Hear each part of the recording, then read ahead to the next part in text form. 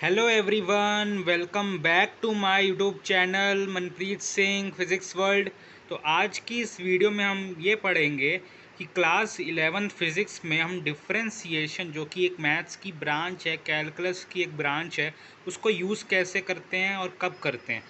जब भी students class 9th 10th से 11th में जंप करते हैं तो सबसे पहले उनकी आंखों के सामने डिफरेंशिएशन, इंटीग्रेशन, वेक्टर अलजेब्रा आ जाती है फिज़िक्स की टेक्स्ट बुक में ही। तो उनको ये समझ में नहीं आता है कि अब तक तो हम 9th 10th में ये सब चीज़ें यूज़ नहीं कर रहे थे, फार्मूला सारे वही हैं, तो ये सब चीज़ें क्यों आ गई हैं, डिफरेंशिएशन, इंटीग्रेशन, वेक्टर अलजेब्रा, ये सब क्यों आ गया। वो इसलिए उनको समझ में नहीं आता है कि अब तक उन्होंने डिफरेंशिएशन, इंटीग्रेशन, वेक्टर अलजेब्रा को सही से पढ़ा ही नहीं है, और वो उनकी गलती भी नहीं है क्योंकि 12th क्लास में मैथ्स में इसको बिल्कुल ब्रीफ में पढ़ाया जाता है।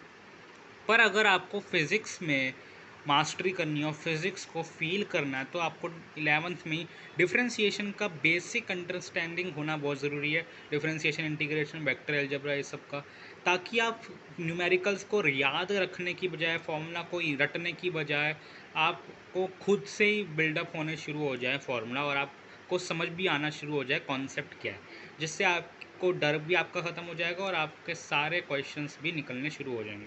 तो आज हम पढ़ने वाले डिफरेंशिएशन कब यूज़ किया जाता है, कहाँ यूज़ किया जाता है, ये है क्या।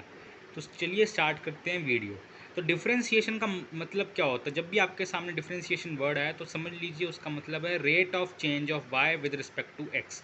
मतलब कि वाई में जो भी फिजिकल क्वांटिटी है वो कैसे कैसे चेंज हो रही है एक्स में, जो फिजिकल क्वांटिटी है उसके रिस्पेक्ट में।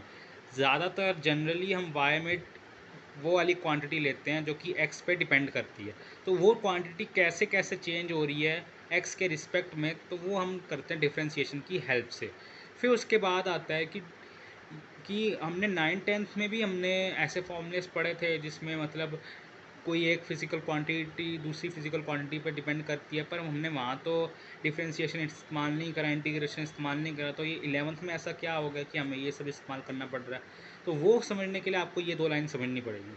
होता क्या है, differentiation can be used in every condition. आपने आज तक जितने भी फॉर्मूले पढ़े हैं, चाहे वो 9th क्लास में पढ़े हो, 10th में पढ़े हो, 11th में पढ़े हो, आगे पढ़ोगे, हर जगह जब भी चेंज की बात आएगी, जब भी रेट ऑफ चेंज की बात आएगी, आप डिफरेंशिएशन यूज़ कर सकते हो।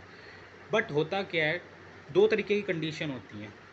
जब y अपॉन एक्स कॉन्स्टेंट हो या जब y अपॉन एक्स कॉन्स्टेंट ना हो। y अपॉन एक्स कॉन्स्टेंट मतलब आपका जो स्लोप है वो कॉन्स्टेंट हो, ये।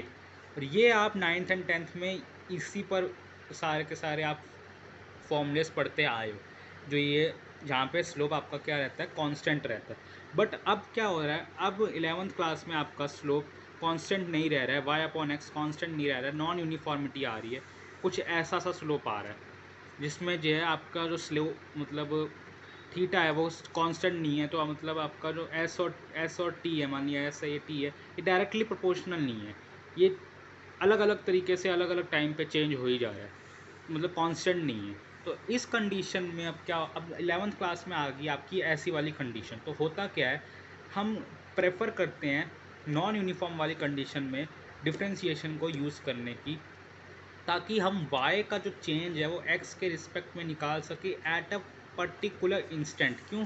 क्योंकि आपका जो स्लोप है वो चेंज हो रहा है एवरी इंस्टेंट, तो हमें वैल्यू भी जाननी पड़ेगी एवरी इंस्टेंट की। तो एवरी इंस्टेंट की वैल्यू जानने के लिए हमें डिफरेंशिएशन करना पड़ेगा। बट जब y अपॉन एक्स कॉन्स्टेंट होता है तो हम एवरेज लेकर भी हम कर सकते हैं, क्योंकि क्या होता है, जब y अपॉन एक्स कॉन्स्टेंट है, ये s है, ये t है, या आप समझ सकते हैं वेलोसिटी है, या स्पीड बोलना है तो स्पीड बोलिए। यहाँ पे s प्रोपोर्शनल टू t है और tan थीटा कांस्टेंट है, मतलब m मतलब स्लोप कांस्टेंट है। तो यहाँ पे आप इंस्टेंट करो या एवरेज करो, बोथ आर इक्वल, क्योंकि आपको वेलोसिटी चेंज ही नहीं हो रही है। तो एवरेज में भी वही आएगी, इंस्टेंटेनियस में भी वही आएगी, ओवरऑल भी वही होगी, सब कुछ वही होगी। 5 मीटर पर सेकेंड है तो 5 मीटर पर सेकेंड इंस्टेंट भी रहेगी, 5 मीटर पर सेकेंड उसकी एवरेज भी रहेगी। तो इसमें डिफ्रेंशिएशन करने की ज़रूरत नहीं पड़ती। बट ऐसी कंडीशंस में जहाँ पे ये कांस्टेंट ना हो, स्लोप हमेशा चेंज होता रह रहा हो, तो उसमें एस प्रोपोर्शनल टी नहीं होता है। एस और टी में कोई ऐसी कंडीशन होती है जो कि अलग तरीके से होती है, जो कि किसी एक ग्राफ की इक्वेशन बन जाती है। जैसे कि मैंने यहाँ पे पैराबोला की इक्वेशन ली है, सबसे simplest equation, x equals to t square. तो in such a case we will use differentiation to get the exact value of s। हमें यहाँ पे एग्जैक्ट वैल्यू ऑफ एस चाहिए एट एन इंस्टेंट, तो इसके लिए हम डिफ्रेंसिएशन का इस्तेमाल करते हैं। ये डिफ्रेंसिएशन की आपकी जो नोटेशन है ds/dt, वेलोसिटी, इंस्टेंटेनियस वेलोसिटी बोल सकते हैं आप यहाँ पे।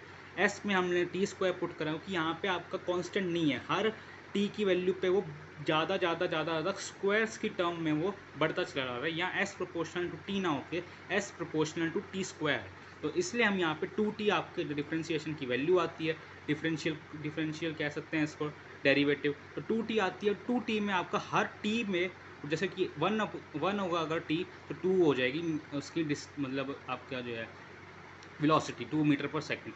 अगर यहाँ पे 2 पुट कर दोगे तो 2 2 ज़ा 4 हो जाएगी, 3 कर दोगे तो 3 2 ज़ा 6 हो जाएगी, तो आपको हर इंस्टेंट पे मिल जाएगा। आप यहाँ पे 0.0002 0.0005 भी पुट कर सकते हो। तो अब यहाँ पे आपको now we can put every possible values of t to get the corresponding values of s. हम यहाँ पे कुछ भी पुट कर सकते हैं। डिफ्रेंशिएशन आप कहीं भी यूज़ कर सकते हो, लेकिन हम प्रेफर करते हैं नॉन यूनिफॉर्म कंडीशन पे, ताकि क्योंकि हमारे पास यूनिफॉर्म कंडीशन पे एवरेज वेलोसिटी, एवरेज एक्सीलरेशन, इन सब के फॉर्मूले होते हैं और उससे काम चल जाता है। बट नॉन यूनिफॉर्म वाले पे आपका इससे काम चलाना पड़ता है आपको, एवरेज से आपका काम नहीं चलता है, वो अलग वैल्यू देता है एवरेज में।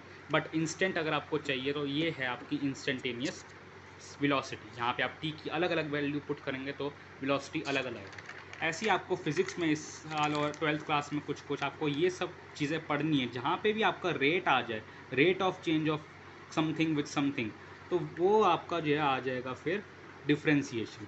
जैसे कि ये रहा v equals to ds/dt, a equals to dv/dt, f equals to dp/dt। ये फोर्स है, एक्सीलरेशन है, ये वेलोसिटी है, ये पावर है dw/dt। ये आपका सर्कुलर मोशन में आता है आपका ओमेगा, यानी कि angular velocity, angular acceleration, angular displacement theta, angular velocity omega. और फिर आपका करंट है ये dq/dt, मतलब आपका चार्ज अपॉन टाइम।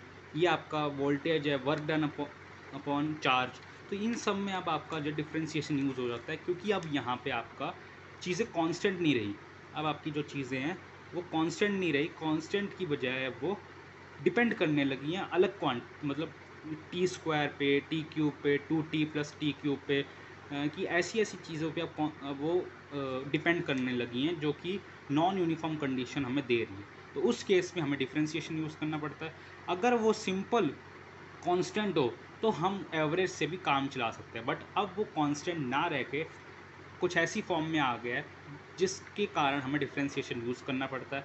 और डिफ्रेंसिएशन हम करते क्या, जो डिनोमिनेटर है यानी कि dt है, जो कि मतलब आप कह सकते हो जो कि मतलब इंडिपेंडेंट क्वांटिटी है, उसको हम बहुत बहुत बहुत छोटा कर देते हैं, ताकि हमें उस इंस्टेंट पे वेलोसिटी